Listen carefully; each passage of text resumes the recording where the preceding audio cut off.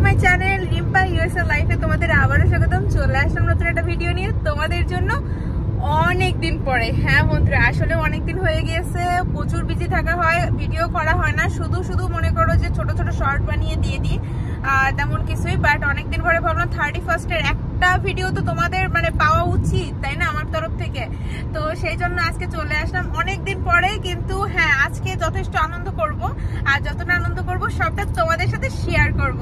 আর অবশ্যই কিন্তু আমার পাশে থেকো। আর অনেক অনেক ধন্যবাদ যে বন্ধুরা আমার সাথে কন্টিনিউ করছো এবং আমার ভিডিওগুলো দেখো, তাদের আমি অনেক অনেক শুভেচ্ছা জানাই 31st-এর।